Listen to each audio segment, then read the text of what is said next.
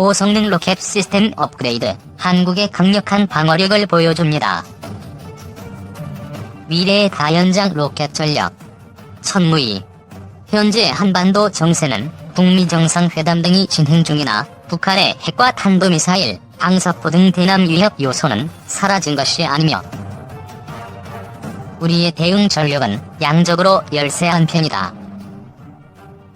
더불어 북한 외에도 중국의 위협론과 미국 제1주의는 한반도를 중심으로 안보 딜레마를 가중시켜 장차 주변국의 잠재적인 위협 요소 또한 늘어나는 추세이므로 이들을 모두 대비하기 위하여는 강력한 최상의 군사력을 건설하고 상시 유지해야 할 필요가 있다. 전시작전 통제권 전환도 점점 다가오고 있으므로 대비가 필요한 것이 현실이다. 국방부는 북한의 핵과 미사일 등 비대칭 위협에 대비하기 위한 전략으로 실체인을 2015년부터 조기에 구축하겠다고 밝혔다. 이는 이상 징후를 탐지하면 30분 이내에 선제 타격하는 개념으로 정찰기 및 정찰위성 등 감시 정찰 자산으로 1분 내에 위협 탐지에서 1분 내 식별에서 식별된 정보를 바탕으로 3분 내 타격 명령에서 25분 내 목표물 타격 완료의 순서로 진행된다. 주요 타격 자산으로는 공군의 JDAM 정밀유도 폭탄, 슬래머 미사일, 토러스 순항 미사일과 육군의 현무이 탄도미사일, 현무3 순항 미사일, ATACMS 등을 꼽을 수 있으며 육군의 타격 자산은 기상 등 변수를 대비한 공군의 백업 전력 역할을 주로 하게 될 것이다. 북한은 핵무기와 탄도미사일뿐만 아니라 300mm 장거리 방사포를 완성하여 전력화하고 있다. 핵과 탄도미사일이 대한민국에게 치명적인 위협이 되는 것은 더 말할 필요도 없지만 이들에 가려져 상대적으로 주목을 받지 못하는 300mm 장거리 방사포 세력 등이 전현 지역에 전진 배치되면서 이 역시 한국에게 치명적인 위협으로 작용하고 있다.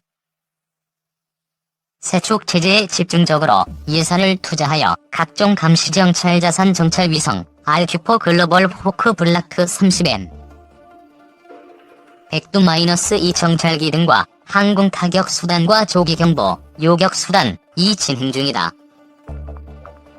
육군 당국은 감군과 전시작전 통제권 전환 등에 대비하여 기존의 1-3군 사령부를 통합한 지상작전사령부를 창설했다.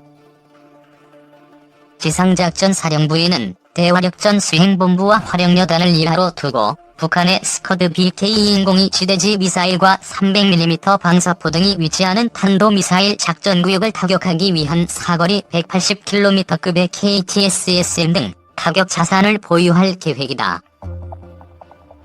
기존의 군단 포병여단이 전술적 수준의 대화력전을 담당한다면 지작사 이하 화력여단은 작전적 수준의 대화력전을 담당하게 되며 이를 위하여 KTSSM과 같은 전술 미사일뿐 아니라 현재의 천무보다 장사정 대구경인 다연장 로켓 체계의 필요성이 제기되고 있다. 그리하여 대두되는 것이 천무이다. 천무이는 기전력화된 천무와는 별개의 체계로 지작사 차원의 대화력전 수행을 위한 다연장 로켓 체계이다. 지작사 차원의 대화력전은 킬체인에 의한 BMOA에 위치하는 정미사일 기지, 300mm 방사포나 비행장, 잠수함 기지, 공기부양정 기지 등 타격이나 적방공망 파괴 제압 작전 등을 수행하게 되므로 기존의 군단급 대화력전에 비해 대구경, 장사정, 고정밀 타격 자산을 필요로 한다.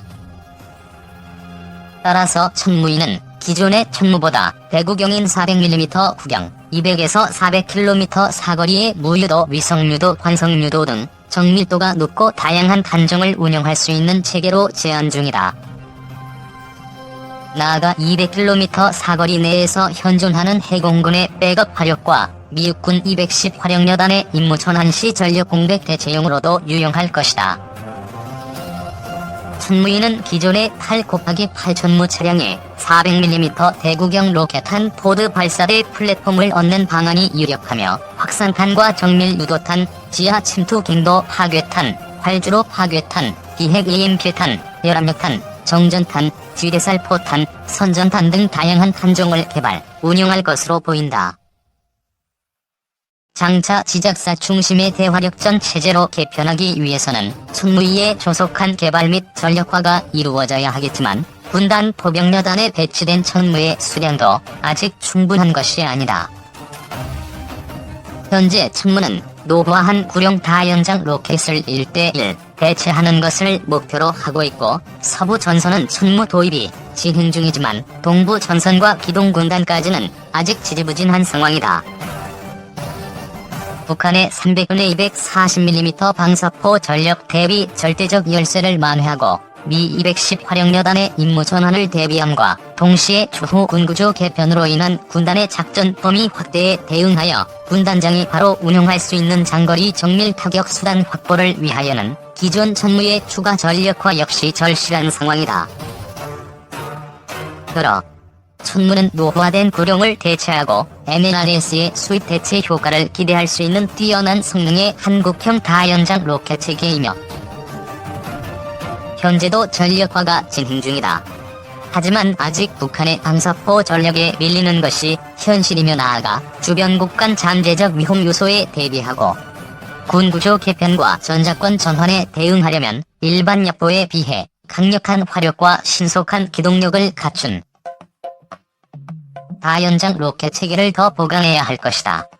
특히 지상작전 사령부 체제가 확립되면 장거리 정밀 타격 수단을 추가로 확보해야만 하고, 이에 장사정 대구경 다연장 로켓 체계의 필요성이 더욱 커질 전망이다.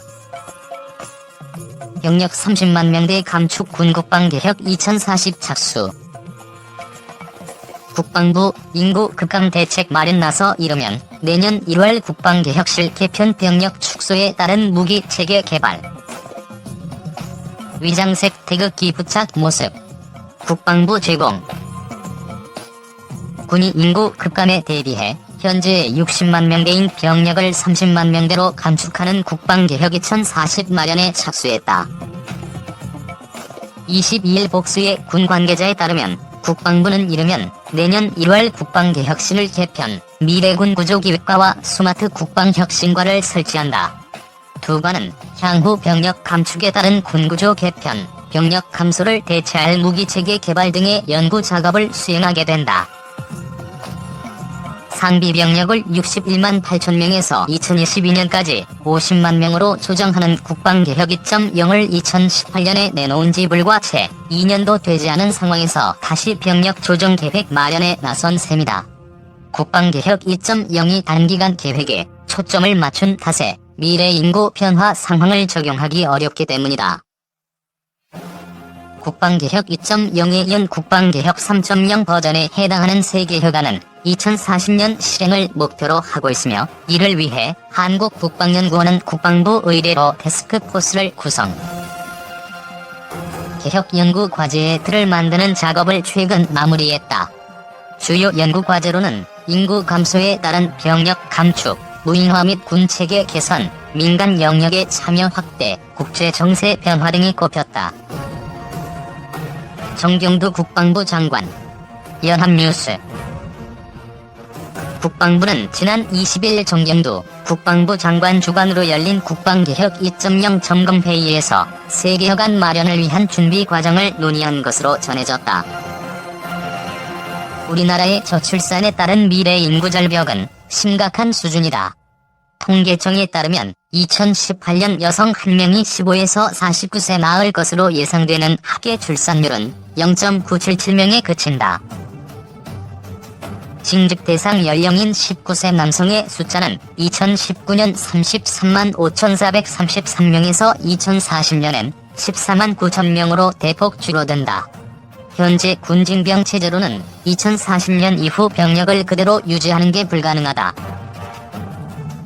국방개혁 2040은 추진 과정에서 다양한 화두를 던질 것으로 예상된다. 국방개혁 2.0에 대해서도 군 내부에서 직무 영역 축소에 반발하는 목소리가 나왔고, 외부적으로는 안보 불안에 대한 우려가 컸다. 한 군 관계자는 이제 논의 시작 단계로 아직 어떻게 하겠다고 결정된 것은 없다면서도 인구 감소는 피할 수 없는 현실이고 늦기 전에 미래에 대비할 필요가 있다고 강조했다. 시청해주셔서 감사합니다. 호스팅이 도움되셨다면 구독하기를 꾹 눌러주세요.